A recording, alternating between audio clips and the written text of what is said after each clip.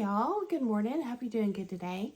So I had planned on filming this last night, and it just got too late on me.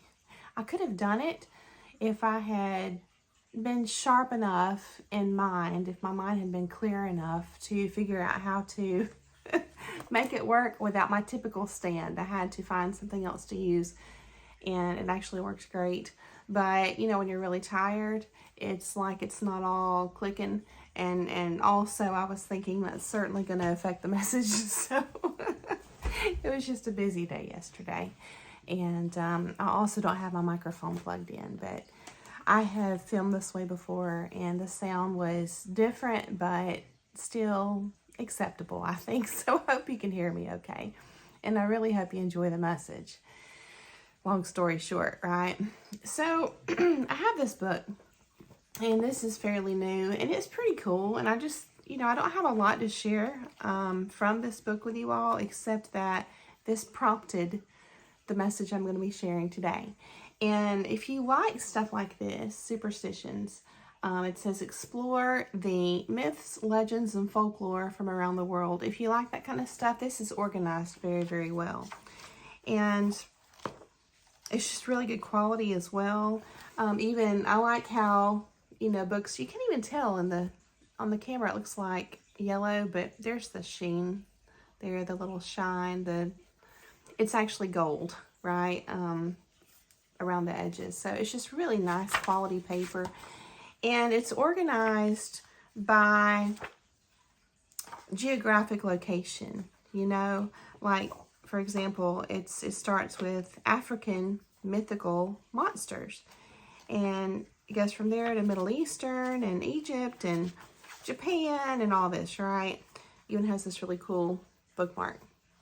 So it's a really cool book if you like this kind of stuff. And there's also some small illustrations in here as well. And y'all, I'm just going to be straight up with you. I've saved my coffee from yesterday, and I haven't had very much. So it's kind of like I wake up this morning, and I come in here, and I sit down to do this, and I'm thinking, I don't really know what's worse, filming when I'm still tired in the morning or filming when I'm exhausted at night. So, but I hope the message still comes through. But anyway, it's a cool book.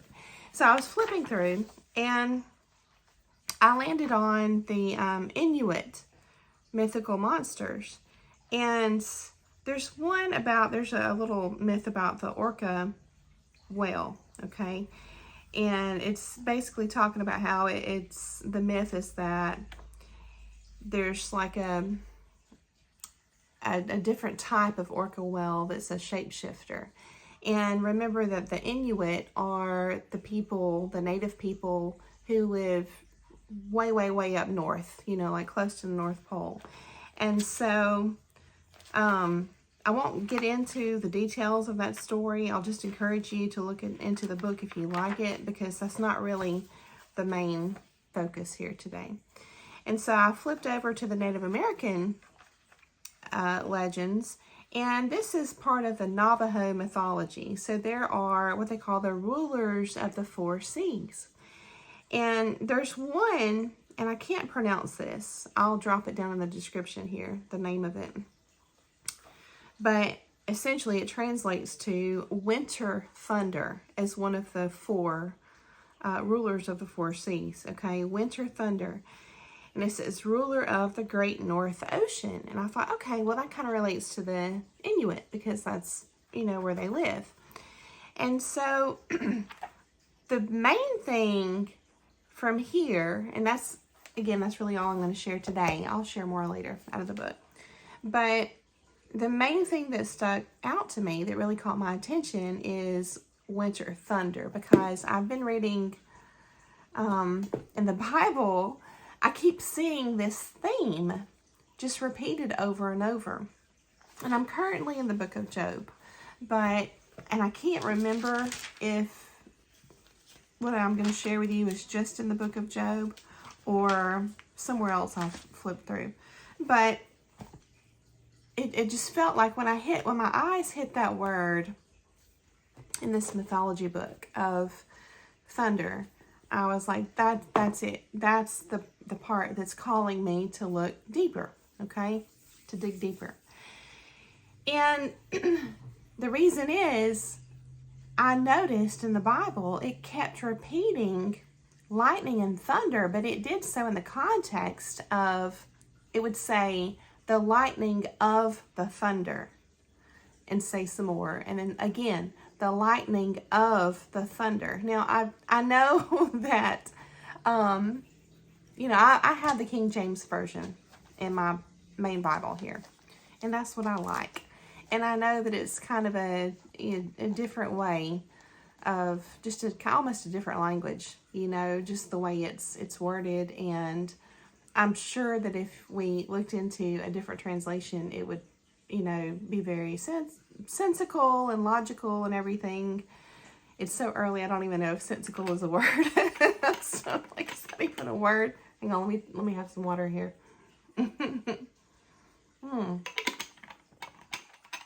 But here's the way. I'm going to share with you what kind of was revealed to me, or my perspective, okay? Lightning of the thunder sounds like the lightning is coming from the thunder, but we know, right, in general, just a consensus, okay, that the thunder is the sound produced by the lightning. But again, it just kept on and on and on repeating the lightning of the thunder. And I thought, okay, I'm going to go with it.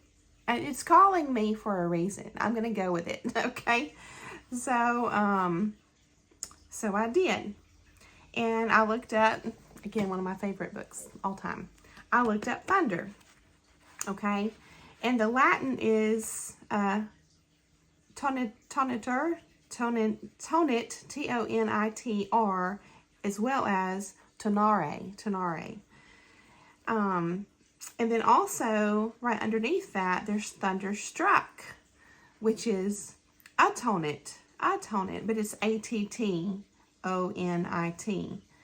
And for whatever reason, that brought to mind to atone, because God is very much related to the power of lightning and thunder in the Bible, okay? So, anyway, just a side note, I was thinking of atone, but I want to read to you attonit, which is the Latin version of thunderstruck. And it says attonit, and it can be attonitus, U-S, or it can end with an A, attonita, or U-N. Thunderstruck, stunned, dazed, astonished, inspired, frantic, and frenzied. And this will, kind of loop back together in a little while. We'll tie everything together, okay? So this is just sort of like a fun little treasure hunt word study. And then underneath that, it's attonare, okay? And that means to strike with lightning, to drive crazy, and to shock. And if you've been through a crazy time in life, that may resonate with you. It's like you can feel like, you're going through a season, or you just went through a season, or came out of a season of just this a frenzied, confusing, chaotic experience, right? And so just kind of keep that in mind. The other thing that came to mind was to pull out as in just the letter A, and then tone, a tone, okay? Like a sound, a tone. And then the interesting thing is when you look at the word tone in English, translated to Latin, the translation is S-O-N, sun. And then it can end with either a U-S or an I, okay? Also, it means color, or I guess colorus, okay? And it specifically had in parentheses that it's related to painting. So, Latin, sun, meaning a tone. It can end in an O as well, sono, or sonare, okay? And so the first thing that I thought of was like sonar technology. I think that's what it's called.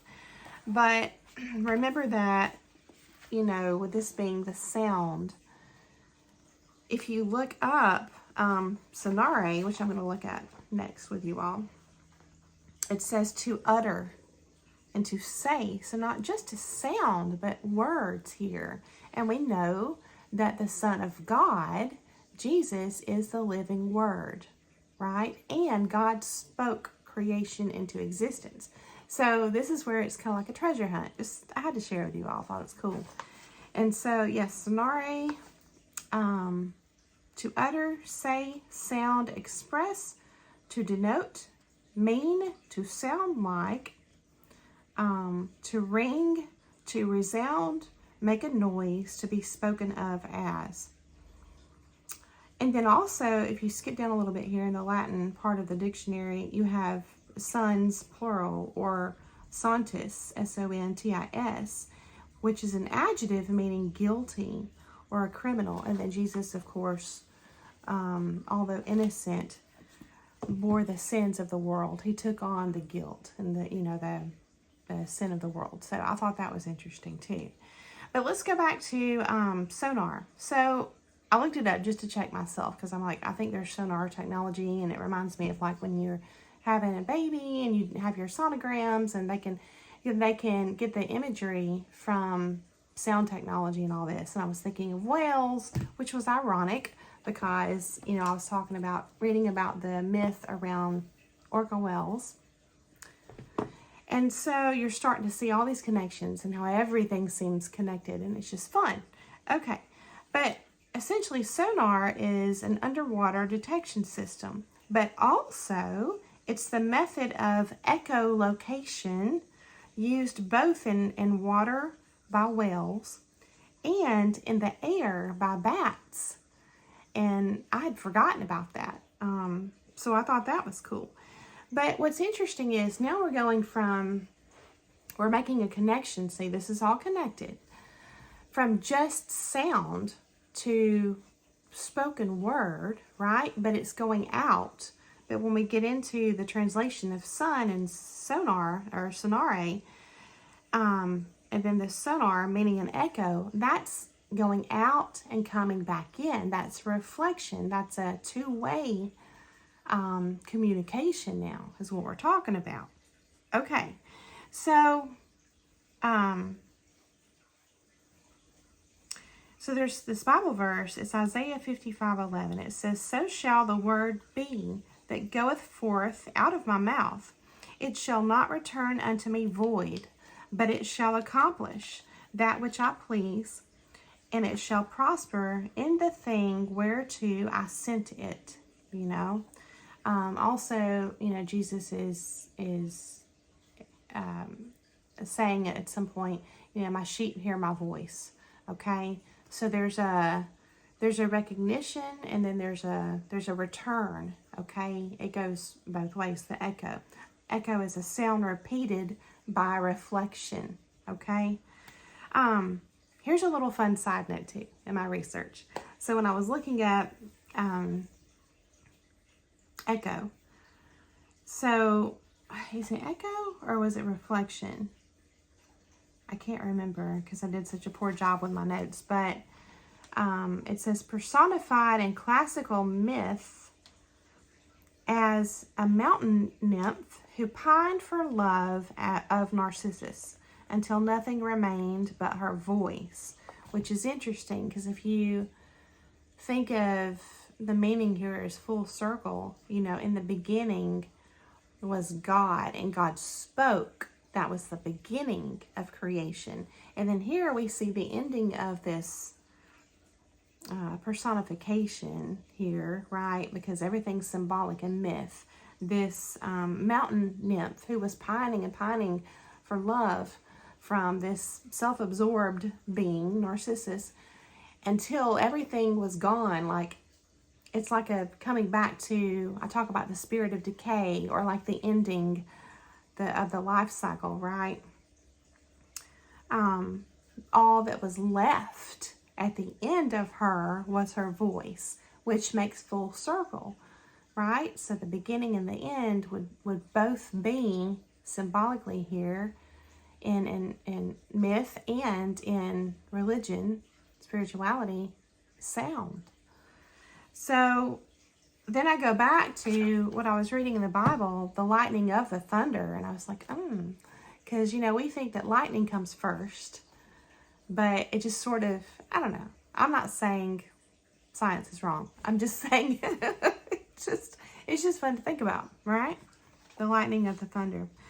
And then here's another fun side note. When I was researching echo. So echo chamber, you may know this. I didn't know. I thought this was cool. Refers to natural features of, it said popular caverns. So like the caves, the shape of the caves and just the whole structure of the cave and how it can literally reflect back that sound to you. But also an echo chamber can mean legislative halls under domed ceilings that make whispers travel in surprising ways. And I wrote this down. A lot of times I write things down in my notes and I'm not real sure why I do it. And I feel kind of even silly doing it. But then usually it's when I'm presenting it to you all that it starts to kind of come together. And I'm thinking, well, this is related. Because we're now talking about how echo is even possible anyway. And so just fun to think about. But here's what I want to pull from this as far as being relevant to our lives. The importance of not just sound, but of intentional sound that has intention behind it. Okay? So much so that, that's how God created everything.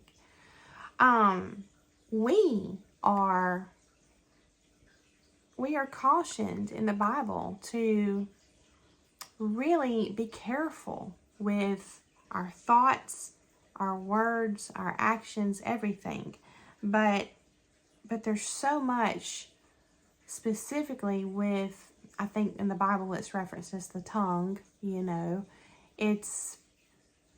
it has to mean something. And then when you just kind of expand from there and you look at, actual physical reality and the animals they're in and the way everything works, and it's just kind of paints a bigger picture. Okay. So again, Jesus is described in the Christian belief system as the living word, and God spoke creation into existence. Now, I just happened upon this other word in here, not even meaning to. It just kind of jumped out at me. There's been a couple of times that happened. And ironically, this is where I feel like all of this seeking that we do, remember, knock and the door shall be opened, seek and you shall find. God shows his presence in our seeking in these beautiful, magical, luminous ways like this. Just like, hey, look here. And you're like, but that's so random. But okay, I'll be obedient. I write it down. And then later it's like, oh, it's a critical part of the whole message, a key. Okay, so this jumped out at me.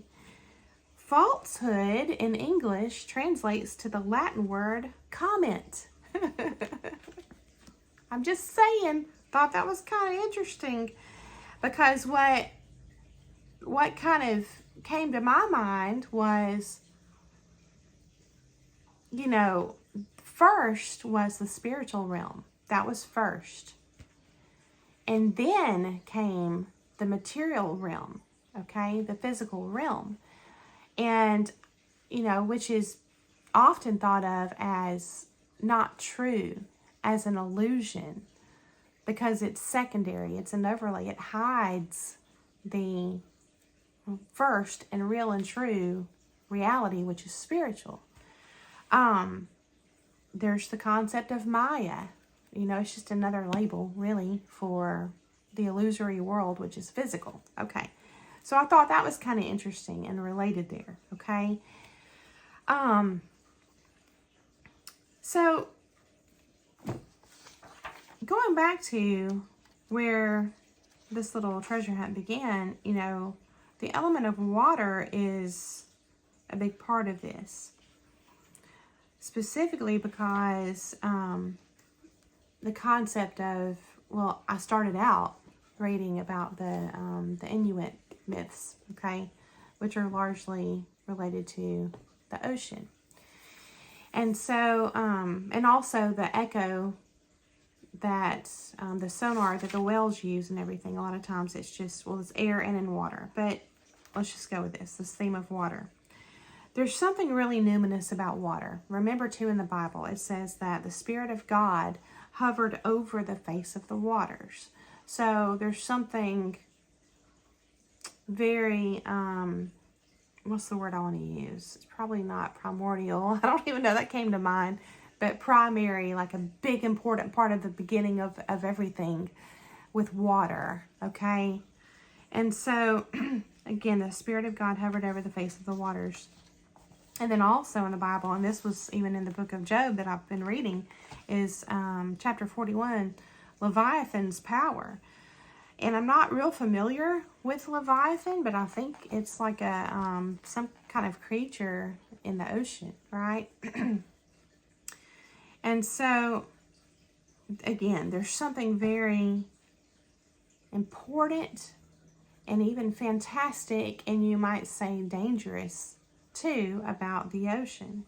And even just about water in general.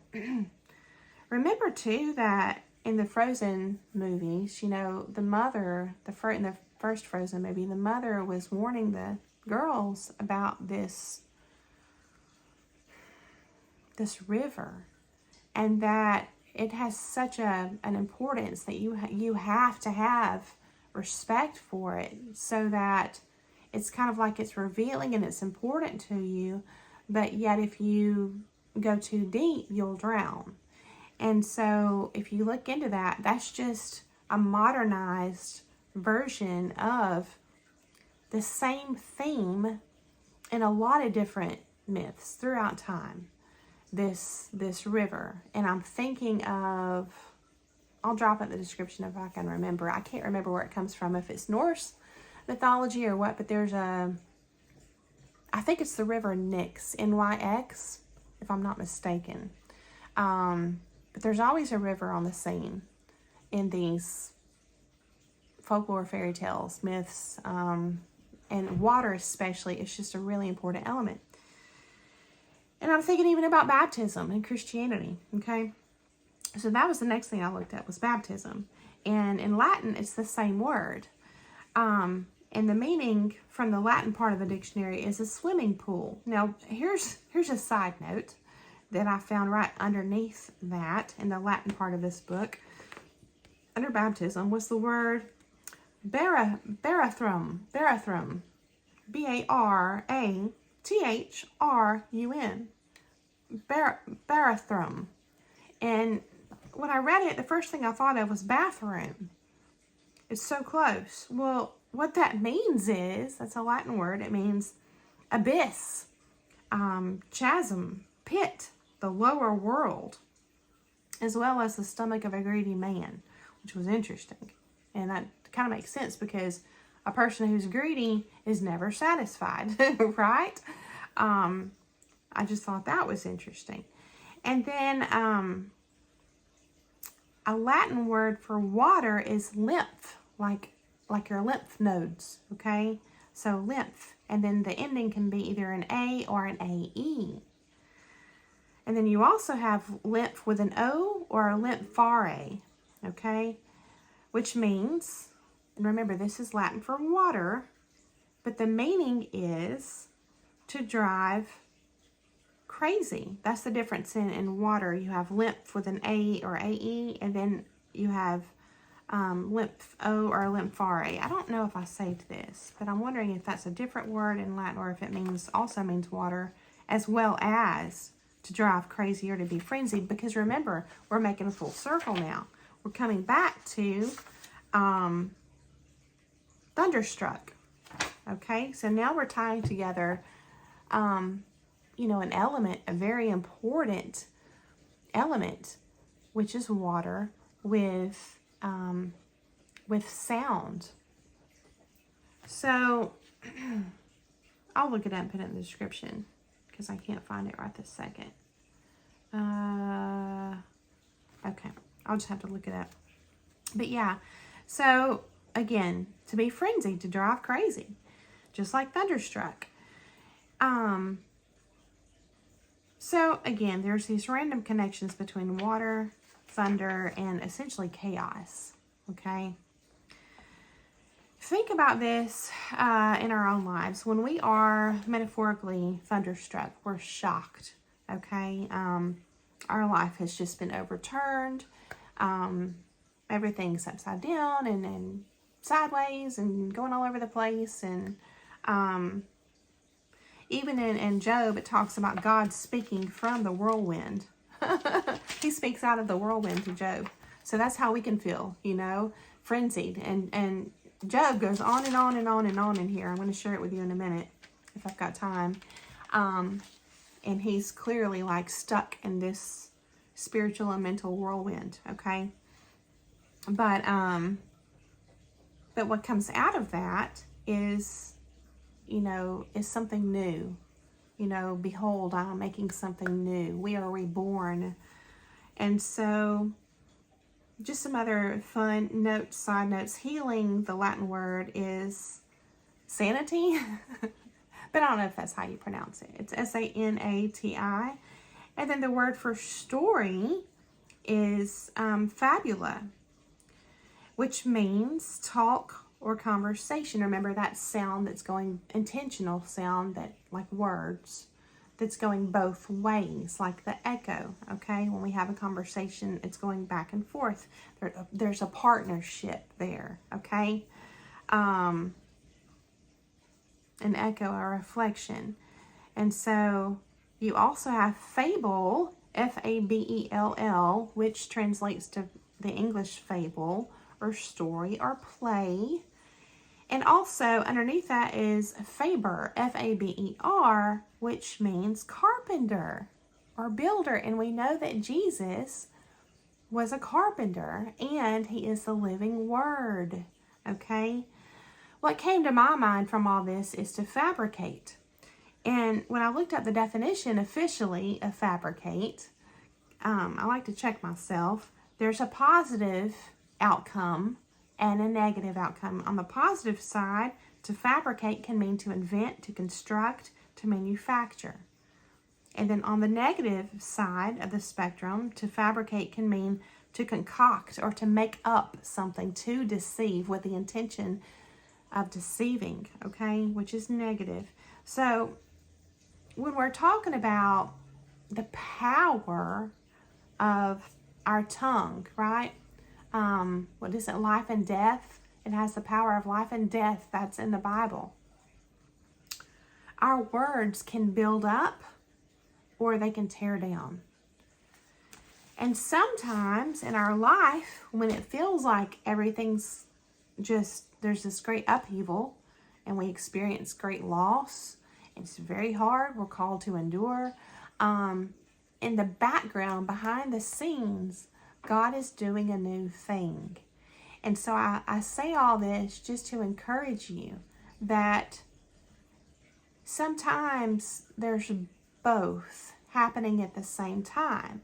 And we are experiencing this relationship with the numinous, with God, in what he is doing. And it's just a call to faith. It truly is. So words are so important. They're so important that Job is reprimanded in chapter 37 by Elihu. I don't know if I'm saying that right. I'll just read a little bit. This is Job 37. It says God's wondrous works. So I had to look up who's talking because I knew it wasn't Job. I'm like, somebody's talking to him because he's just, I think the word is exasperated. Back over here in Job chapter 7, I'll share a little bit here. Verses 11 through 16, he says, therefore I will not refrain my mouth. Okay, this is Job. I will speak in the anguish of my spirit. I will complain in the bitterness of my soul. Am I a sea or a whale? I mean, wow, how magical. That thou settest a watch over me. When I say my bed shall comfort me, my couch shall ease my complaint, then thou scarest me with dreams, and terrifiest me through visions, so that my soul chooseth strangling and death rather than my life. I loathe it. I would not live always. Let me alone, for my days are vanity. So he's at his wit's end. Okay? So he is sent these, I don't really remember how this works. And I'm no Bible scholar, so just a disclaimer. But there are these three, what are they called? Comforters of Job. Zophar, Eliphaz, and Bildad. I'm probably butchering those names, but so in chapter 37, this is Elihu, okay? And he's speaking to Job. He says, hear attentively the noise of his voice and the sound that goeth out of his mouth. He directeth it under the whole heaven, and his lightning unto the ends of the earth. After it a voice roareth. He thundereth with the voice of his excellency, and he will not stay them when his voice is heard. God thundereth marvelously with his voice. Great things doeth he, which we cannot comprehend. In other words, like Job, you don't know what you're saying. Just hold on now. Hold on. Remember, God's ways are higher. You know, just calm down. Okay? So he says,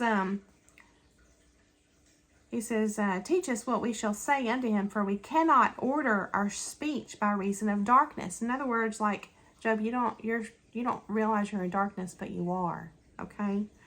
So, and it says, men do therefore fear him. He respecteth not any that are wise of heart. So then it goes into God speaks to Job. Okay? And he says, then the Lord answered Job out of the whirlwind and said, who is this that darkeneth counsel by words without knowledge? And then he says, gird up now thy loins like a man, for I will demand of thee, and answer thou me. So then he goes into, like, where were you when I laid the foundations of the earth? Where were you when I did this? Who did all this? And where were you at when I did this? And so he's humbling Job.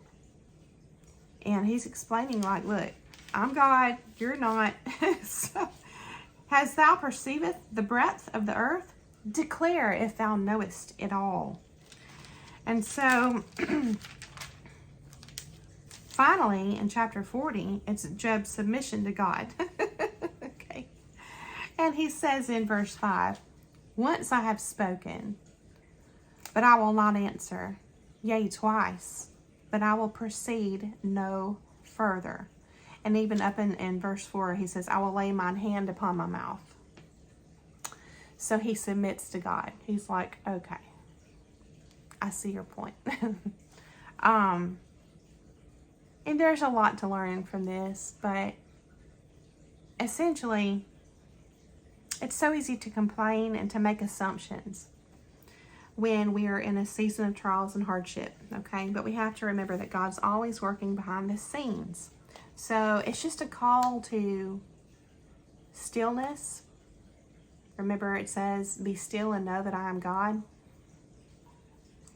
Because if you're talking, and, you know, even within your own mind, and you're not taking your thoughts captive, you're just letting them run crazy, and you're in this frenzied mental state and everything, it's kind of like you can even miss what God's putting before you to learn, possible blessings right in front of you, all these things, okay?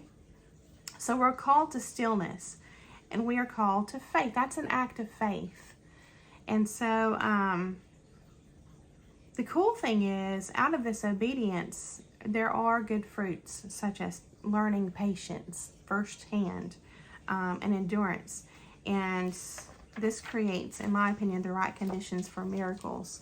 What we perceive as miracles when God has been working on it all along, right? So there was something else I was going to share with you at the end, and it's gone. If it comes back to me, I'll drop it in the description. I'm at 34 minutes. I try to keep my videos under 40 minutes. This one was, I'm surprised that I got it all out under 40 minutes. But I hope you enjoyed it. I hope it was fun. And I hope it got the wheels turning most of all. I hope it was encouraging and inspiring. I think there's something to it. You know, when we're directed to seek first the kingdom, it just feels for me when I make this the focal point of my day, and especially the starting point of my day, everything else just feels like it flows easier. It feels like everything just falls into place easier. It orders my mind. It's sort of like the Word of God, right? There's the whole concept of order from chaos, which seems like the opposite of what happens when you look at the Latin word for thunder, right? To create, to be crazy and to be frenzied. But that's how our life can look. It can look crazy, but it literally can be God working everything out in His higher ways. And we are called to faith in that process. And so, ironically, when we bring God's Word into our life, it has that effect of ordering our experience for that day. That's been my experience anyway. So I just encourage you to try that if you haven't. And so it doesn't have to be formal, you know, just it can be praying. And I'll tell you, there's a difference for me if I sit down and I flip through my Bible and I just land somewhere versus if I pray over it first and I ask. Remember, it says, you have not because you ask not, you know. So we're instructed to ask, which is meeting God from a place of humility. And so when I realized, you know, I'm not really getting anything from this, and I sat down and I'm like, oh yeah, I need to pray first. It's asking. Let me just ask God, you know, otherwise I'm doing it myself. And when I sit down and I ask Him first, and then I flip through, it's always a blessing to me. So try that if you haven't. Again, thank you so much for coming on to hear the message. I hope that you have a beautiful day, and I'll see you again very soon.